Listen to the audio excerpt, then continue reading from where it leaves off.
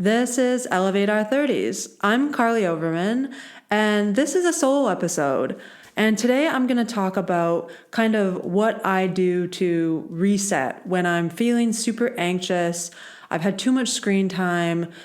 I just kind of can't get back on track, whatever that means. I'm not in my routine. I'm not doing my habits. And I can just feel that, the anxiety's high. I'm having bad self-talk. All the things that kind of come when you're scrolling social media too much. You're just not resetting your energy enough.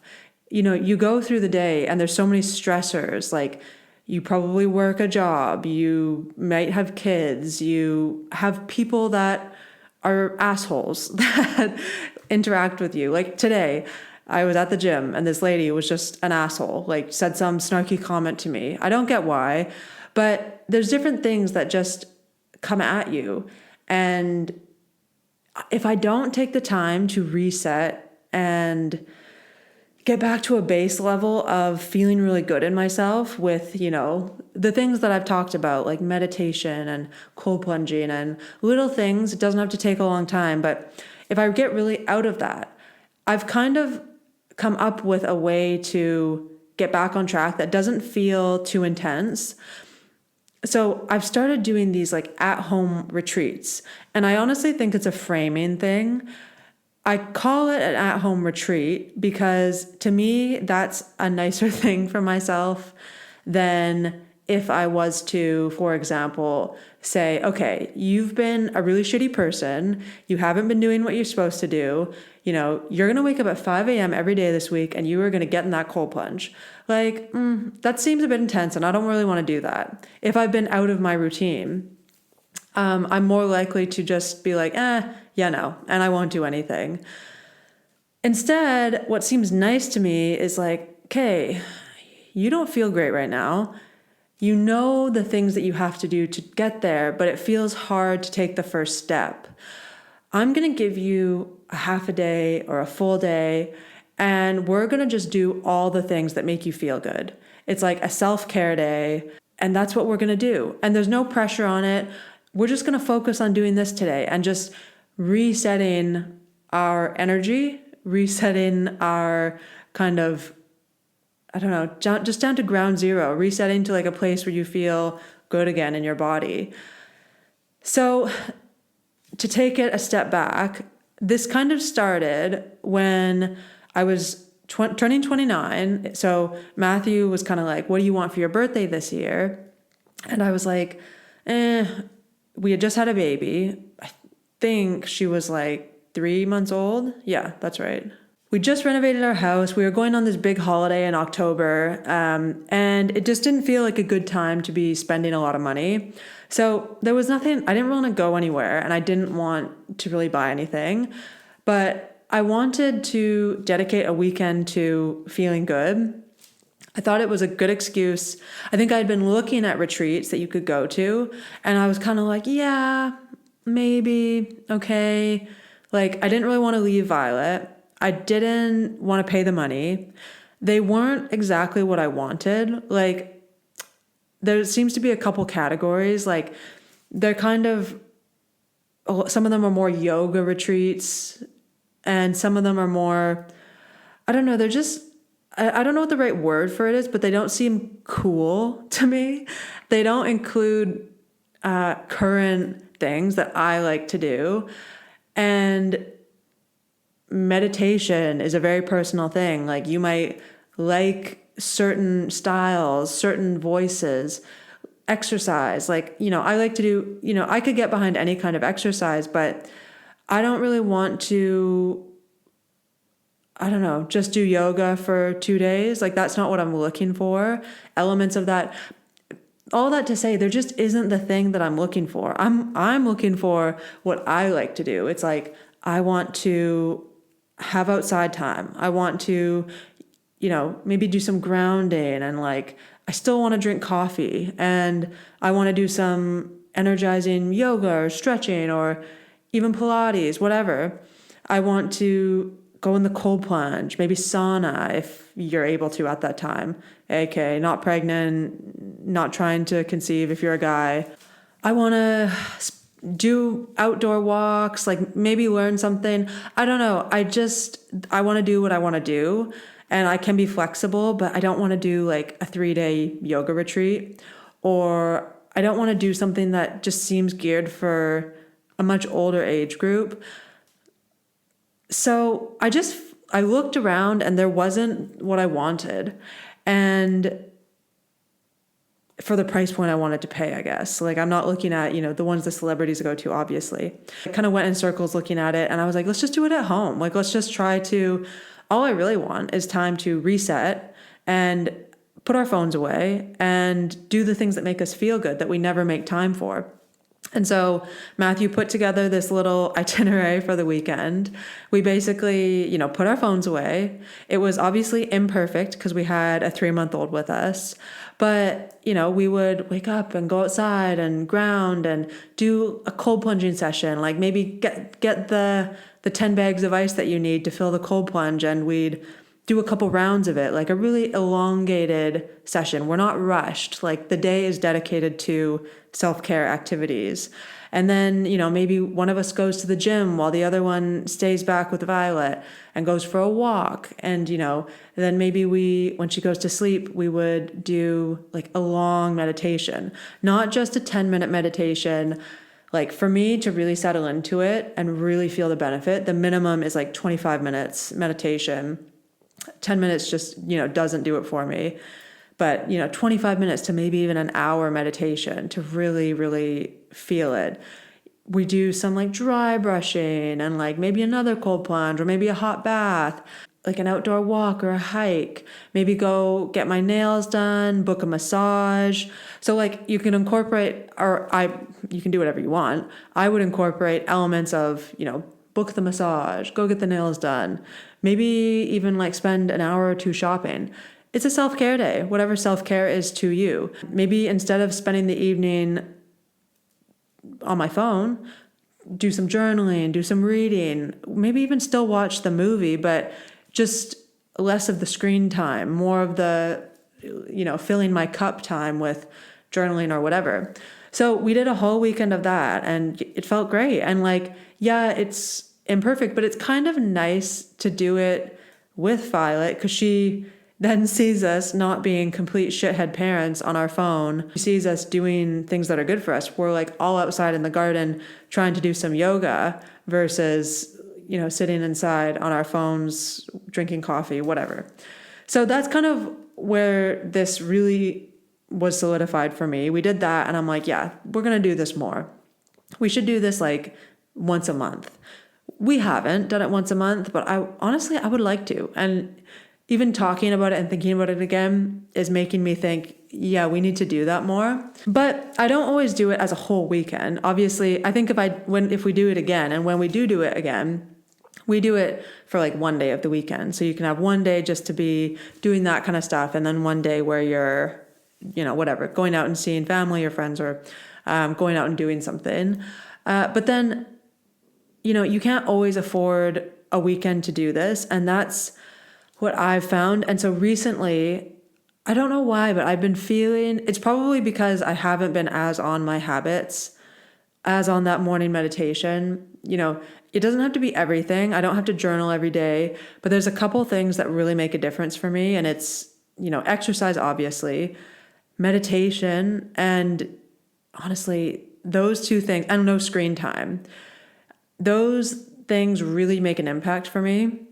And so it's like, I won't take the whole day, but maybe I'll take a half day off work, and I will not have a super intense morning or anything. Like maybe, I did this recently. I've done this a couple times recently, actually, because I've been feeling high anxiety, and I've been on my phone too much, and I think they go hand in hand. But I take a morning off. It's not like I'm waking up super early and getting on it. I would like to get back to that, but I just haven't been in the place to do that. And so I'll take Violet to nursery, and then I'll head to the gym. I'll have a good, nice workout. I like to spend like an hour on the treadmill, and that's when maybe I listen to an inspiring podcast, not a podcast that's just shooting the shit, because I like those too, and not one, I don't know, that's going to make me feel bad in any way. One that's going to inspire me with a new idea for the day. There's lots of them out there. Hopefully this is a podcast that does that for you. And then I'll do like a workout, like a weight session. And then I go to the sauna and I do like a 20-minute sauna session. And I might not spend the whole 20 minutes in the sauna, but I'll basically flip the timer. There's like a little sand timer, and I'll, do 10 minutes, then go have a quick cold shower, come back in, do another 10 minutes. And then I go and meditate. There's these like long lounger chairs at the gym I go to. Obviously, I'm spoiled having the sauna and the kind of area, but you could go to the public pool, and everywhere has saunas and steam rooms. I just find it really detoxifying, so I like this. So then I'll go to these lounger chairs. They're kind of like lying down chairs. I'll put my noise canceling headphones on, and I'll listen to a 24-minute meditation by Joe Dispenza. It's called Morning Meditation. It's on Spotify. I'll link it below. I love this meditation. As I said before, meditations are very personal.